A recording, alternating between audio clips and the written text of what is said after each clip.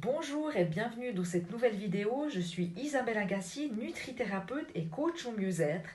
Et ma mission est de vous inspirer à vivre une vie plus équilibrée, à mincir son régime mais avec une alimentation qui vous correspond, à croire en vous et à retrouver le pouvoir qui vous appartient. Alors aujourd'hui dans cette vidéo, je voudrais vous donner 2 clés pour mincir. Mais avant cela, je vous invite à vous abonner à ma chaîne si cela n'est pas fait et à télécharger mes e-books que je vous offre gratuitement dans la description juste en dessous de cette vidéo. Il y a aussi d'autres e-books gratuits sur mon blog kittekilos.com. Alors, on commence par la première clé et c'est la toute première clé de la réussite. Si vous voulez mincir et rester mince, il vous faut une motivation. Qu'est-ce qu'une motivation? C'est vouloir, par exemple, rentrer dans un 36 ou dans un 38, être belle pour pouvoir remettre ce jeans qui vous allait si bien. Ça ne suffira pas. Nous parlons ici d'une motivation à long terme, presque d'une révolution intérieure. C'est le seul point qui ne peut pas être laissé de côté. Car en fait, cette motivation, c'est ce qui va vous permettre de toujours garder votre cap et la distance suffisante avec les pulsions qui vont parfois, qui vous guident parfois. Donc il vous faut reconnaître quelle est votre vraie motivation à vouloir être mince. Ne craignez pas que l'on se moque de vous ou que l'on vous juge. Personne n'en saura rien. Vous n'avez pas besoin de le dire. Mais soyez honnête avec vous-même. Être honnête avec vous-même, c'est le plus important. Donc voici quelques exemples. En tout cas, un exemple qui me paraît tout à fait bien.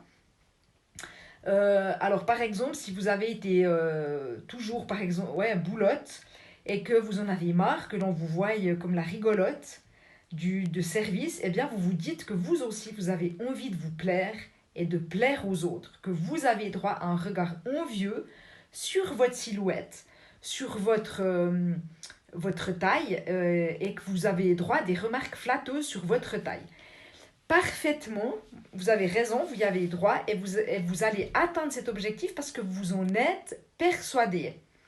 Donc, votre motivation, ça serait « je veux que les hommes ou les femmes me regardent et me manifestent leur élan ». Et cette motivation, vous la rappellerez autant que nécessaire.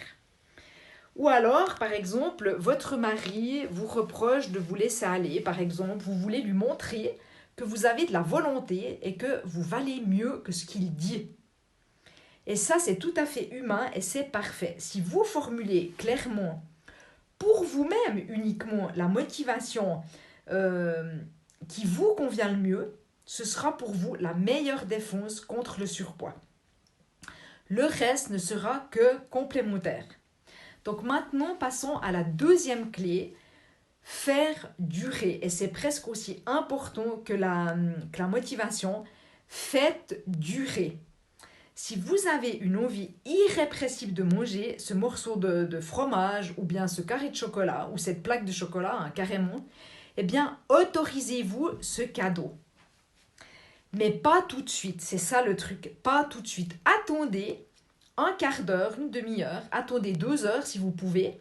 Ça va être bien plus facile de supporter l'attente que de supporter la frustration que de l'interdiction totale.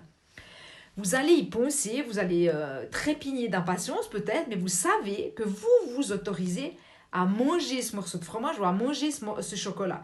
Donc ce sera juste une question de temps. Vous apprendrez ainsi à déguster avec votre tête avant de déguster physiquement, un peu comme les quelques semaines qui précèdent une fête, vous savez par exemple avec vos amis ou qui précèdent des vacances. Et vous éviterez aussi de craquer pour une quantité plus importante de ce chocolat ou de ce fromage.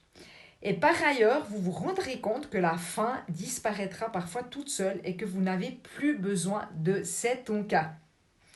Écoutez votre faim et votre satiété. De même, si vous avez une énorme fringale tout d'un coup qui arrive, avec l'impression que vous pourriez avaler une grosse quantité de nourriture, quelle qu'elle soit, sans pouvoir vous arrêter, procédez de la façon suivante. Premièrement, vous posez sur la table ou sur un plateau ce que vous vous autorisez à manger. Par exemple, un yogourt, celui que vous préférez, avec un fruit, avec une tranche de pain et puis du fromage, par exemple.